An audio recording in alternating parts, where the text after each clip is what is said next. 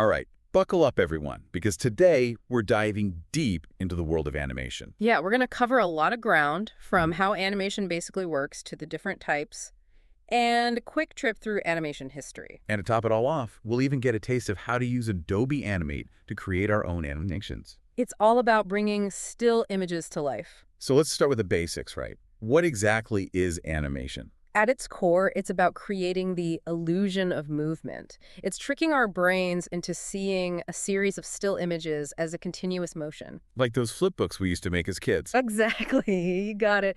It's all about that concept called persistence of vision.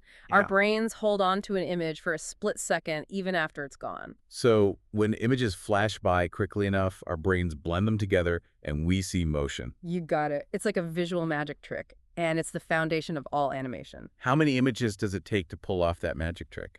The standard frame rate for animation is between 12 and 24 images per second. So for every second of smooth animation you see, There's a whole bunch of individual pictures working behind the scenes. a lot of work goes into it, for sure. Before we move on, can we clear up some terminology? I always get cartoons, anime, and animatics mixed up. It's easy to confuse them because they all fall under the umbrella of animation, but each has its own distinct style and characteristics. So what are the key differences?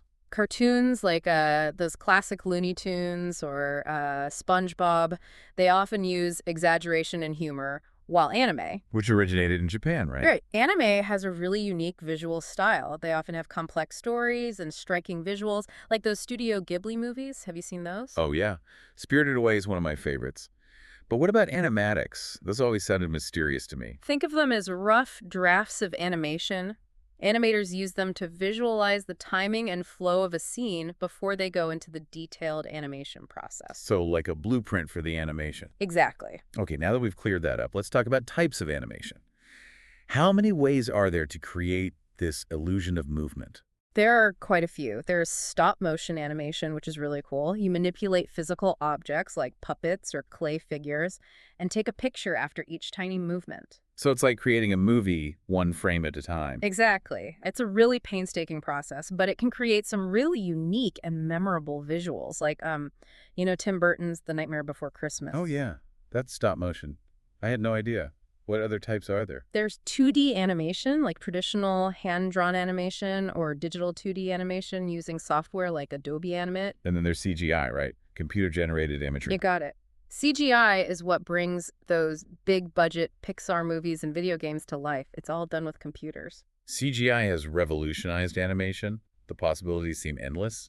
Are there any other animation techniques out there that might surprise us? Definitely. Flipbooks are a classic example. They're a simple but really effective way to understand the basic principles of animation. And they're fun to make. Right. And then there's claymation, a type of stop motion that uses clay figures. It's so tactile and expressive. Claymation. That takes me back to those old Gumby cartoons. Yep. And don't forget morphing, where one image seamlessly transforms into another. It's often used for those cool special effects you see in movies. It seems like the desire to create moving images goes way back. Can we take a quick trip down animation's memory lane? Absolutely. Even in ancient Greece, they had forms of visual storytelling, like shadow plays, that hinted at the potential of animation. From shadows to... To magic lanterns in the 17th century, those projected moving images, and you could say they were a very early form of projector, but the real game changer. was the invention of film. Exactly. The early 1900s saw the birth of animated films as we know them. So who are some of those early animation pioneers? One of the first was Emile Cole. His film Phantasmagory from 1908 was revolutionary for its time. It was hand-drawn and full of these whimsical, surreal images. Wow, 1908, that's over a century ago. What happened after that? In 1914, cell animation came along. It's a technique where animators drew images on transparent sheets called cells, and this paved the way for. The classic cartoons we know and love. Precisely. And then Walt Disney entered the scene. Exactly. Walt Disney was a visionary, and his arrival marked a golden age for animation. In 1928, he introduced the world to Mickey Mouse and Steamboat Willie. The one with the whistling steamboat. That's the one. It was the first animated film to use synchronized sound, which was a huge deal. I can imagine. It must have blown people's minds back Oh, then. no, absolutely. Then in the 1930s, Disney just kept innovating. He introduced iconic characters like Donald Duck and Goofy and created the first full-length animated feature film. Snow White and the Seven Dwarfs. You know it. That film changed everything. It proved that animation could tell complex, engaging stories that appealed to audiences of all ages. Disney was a giant in the industry. Yeah. But were there other animators making their mark during this time? Oh, for sure. In the 1960s and 70s, you saw a wave of experimental animation that pushed the boundaries of what was possible. Terry Gilliam, you know him. He was part of Monty Python, right? Yep. He used all sorts of unconventional techniques, like cutouts and live action mixed with animation, to create these really unique and surreal visuals. So creative. Were there any other notable animators from that era? In the UK, there was Oliver Postgate. He was a master of stop-motion animation and created these charming shows like The Clangers that were just, I don't know, just so whimsical. So we've gone from ancient shadow plays to cutting-edge CGI. But technology has obviously played a huge role in animation's evolution, hasn't it? Oh, absolutely. Cell animation, remember the one with the transparent sheets, was the dominant form for a long time. And studios like Studio Ghibli in Japan were creating masterpieces with it. Like My Neighbor Totoro. Yes. But a digital revolution was brewing. Even Disney started using computers for films like The Rescuers Down Under. And then there was Pixar. With their groundbreaking short film Luxo Jr. Right. That little desk lamb hopping around was a glimpse into the future of animation. And then Toy Story came along in 1995. The first full-length CGI feature film. It was a game changer. Toy Story showed the world that computer animation could deliver stunning visuals and heartwarming stories.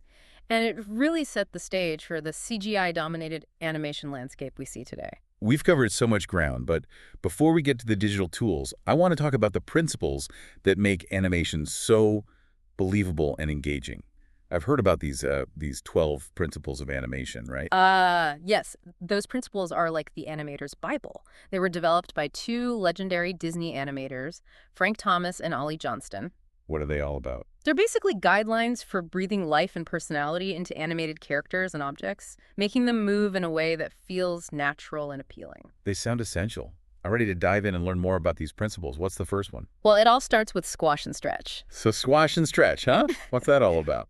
It's all about giving objects a sense of weight and flexibility when they move. Like imagine a bouncing ball hitting the ground. It squashes. Yeah. And as it bounces back up, it stretches out. That squash and stretch, even if it's subtle, makes the movement feel more realistic and kind of playful, you know? So it's not just about making things move. It's about making them move convincingly. Exactly. Okay, what's the next principle we need to know about? Well, before any big action, there's usually a bit of a wind-up. Like a baseball pitcher winding up for a throw. Yeah, exactly. In animation, we call that anticipation. It's the preparation for an action.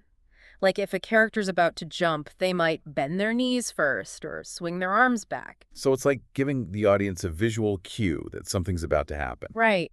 It builds a little bit of tension and makes the action that follows feel more dynamic and believable. I'm starting to see how these principles work together. Mm-hmm. What about when there's a lot going on in a scene? Yeah. How do you make sure the action is clear and easy to follow? That's where staging comes in. It's like directing the viewer's eye to the most important elements in a scene. It's all about composition and clarity. So it's about guiding the audience's attention and making sure the important stuff stands out. Exactly. Think about Pinocchio's transformation into a donkey. It's a really dramatic moment, and the way the scene is staged, the way the characters are positioned, and the lighting is used, it all emphasizes that drama. Okay, I see. Staging sets the mood and draws the viewer in. What's next on our list of principles? We've got two approaches to the actual process of animation. There's straight-ahead action and pose-to-pose. What's the difference? Straight-ahead action is kind of like drawing frame by frame. You just let the animation flow organically, kind of like you're improvising. And pose to pose? Pose-to-pose is more planned out. You start with a few key poses and then fill in the frames between those poses. So you use straight ahead for something more spontaneous and unpredictable. Yeah, like for animating fire or water or something like that. Or a pose to pose for something where you need more control over the timing and movement. Exactly. Like for a character walking or acting out a scene. Okay, makes sense. Now, how do you make those movements look really smooth and natural? We've got a couple of principles for that too. Follow through and overlapping action. Tell me more. Follow through is all about the way things continue to move even after the main action has stopped. Like, think about a character coming to a sudden stop. Their hair might keep moving for a second. Exactly. Or their clothes might sway a bit. Overlapping action is the idea that different parts of a body move at slightly different rates. So it's not like everything moves in perfect unison. Nope.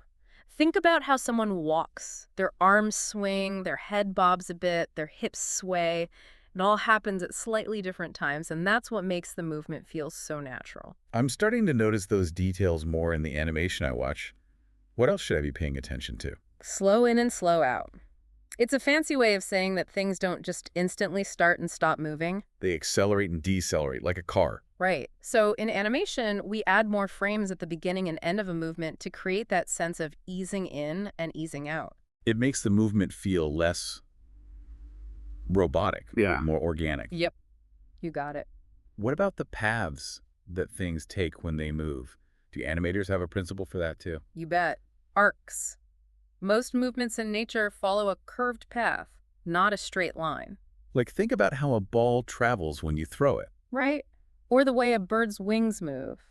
Animators use arcs to make those movements look more fluid and graceful. Arcs, not straight lines. It's Yeah. all about creating a sense of natural flow. I've got it. Okay, these principles are starting to make a lot of sense. Now, what about those little details that really bring animation to life? Those subtle touches that add so much personality? That's secondary action. It's all about adding those extra layers of detail and expression to the main action. So if a character is walking, their main action is walking, but their secondary action might be the way their hair bounces or the expression on their face. Exactly. Secondary action adds richness and depth to the animation and makes it feel more engaging. It's those little touches that make a big difference.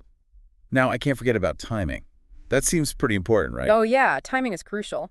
It's about the number of frames we use for a specific action, which determines how fast or slow it appears. So a character sneaking would have a different timing than a character running. Exactly. Timing is all about creating the right rhythm and pacing for your animations. It's like the beat of the animation, right? You got it. Okay, now for a fun one. Right? What about when you really want to emphasize an emotion or make a scene pop? Is there a principle for that? There sure is. Exaggeration. It's all about pushing things beyond reality for comedic or dramatic effect. Like those classic cartoon moments where a character gets hit on the head and their eyes bulge out? Yep. That's exaggeration at work. It adds humor, drama, and just makes things more visually interesting. I love how these principles can be used for both comedic and serious animation. They're so versatile. So far, we've been talking about how to make things move, but what about the actual drawing skills involved? Do those matter in animation? Even in this digital age, solid drawing is still essential. It's about understanding form, anatomy, and perspective. It's about making your characters and objects look three-dimensional and believable, whether you're drawing them by hand or digitally. So it's the foundation of good animation, no matter what techniques or software you're using. Exactly. All right, last but not least, what's the principle that makes us connect with an animated character on an emotional level? What makes them relatable and memorable? That would be appeal. It's that intangible quality that makes a character engaging and appealing to the audience. So it's about creating characters that we care about, that we root for, that we laugh with or cry with. Yep. Appeal is what makes us fall in love with characters like Wally or Dory from Finding Nemo. They're so full of personality and charm. Appeal is all about injecting charisma into your characters. Exactly. Wow, we've covered a lot of ground with these 12 principles. It's amazing how much goes into creating great animation. Now, I'm really curious to see how these principles are applied in a digital environment. Can we finally get to Adobe Animate? Let's do it. Let's fire up that software and start animating. Okay, I'm ready to animate. But all these principles and techniques are swirling around in my head. Where do I even begin? Yeah, I get it. It can be a bit overwhelming at first. Just a bit. But the key is to start simple, you know? Break things down into manageable steps and just remember that practice makes progress. So don't try to create a Pixar-level masterpiece right away. Exactly. Start with those basic exercises. Like, remember that bouncing ball we talked about? Yeah, the one that squashes and stretches. That's the one. That's like Animation 101. It's a great way to learn about timing, spacing, squash and stretch, slow in and slow out, all that good stuff. A bouncing ball. Okay, I can handle that. What's next on my animation training montage? Once you've got that down, try animating a simple character walking. Oh, a walk cycle. Yep. It's another fundamental animation technique. You'll learn about creating a repeating sequence of movements that makes a character look like they're walking naturally. And I'll get to practice those principles, Yeah. like overlapping action and follow through. Got it. Yeah. Walking is more complex than it seems. There are a lot of subtle movements involved. Now that you mention it, yeah, there is. What about facial expressions? How do I bring emotions to life in my animations? Facial expressions. They can be tricky, but they're so important for creating engaging characters. Start by just observing. Observing, like watching people. Yeah. Watch how people's faces move when they talk and express different emotions. Pay attention to those subtle details like the way eyebrows raise, eyes widen or squint, mouths curve into smiles or frowns. So it's like being a detective of human emotions. Exactly. The more you observe those details, the better you'll be at translating them into your animations. I never realized animation involves so much observation of the real world. We've been talking a lot about Adobe Animate, but are there other animation software programs out there worth exploring? Oh, for sure. The world of animation software is huge. If you're interested in 3D animation, there's Blender, Maya, Cinema 4D. Those are the industry standard. 3D animation, that sounds pretty advanced. Yeah, it's a whole other world. But if you're sticking with 2D, Toon Boom Harmony is another popular choice, especially for professional studios. Toon Boom Harmony, I've heard of that. It's known for its powerful rigging tools. That's what they use for shows like The Simpsons and Family Guy. Wow, The Simpsons, that's awesome. It is pretty cool. But there's so many different tools out there, and they all have their strengths and weaknesses. The most important thing is to find what works for you. So experiment and have fun. Exactly. Any final words of wisdom for aspiring animators before we wrap things up? Let me think.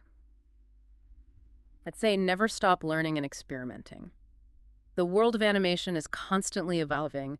There are always new techniques, new software, new ways to tell stories. So stay curious. Exactly. Embrace the learning process, explore different styles, and don't be afraid to push your creative boundaries. That's inspiring. I feel so ready to start creating. Thanks for taking us on this incredible deep dive into the world of animation. It's been a blast. The pleasure was all mine. Remember, animation isn't just about moving pictures. It's about breathing life into stories, characters, and ideas. And that's what makes it so magical. We hope you've enjoyed our deep dive into the world of animation. Whether you're picking up a pencil or firing up some software, remember the most important thing is to keep that creative spark alive.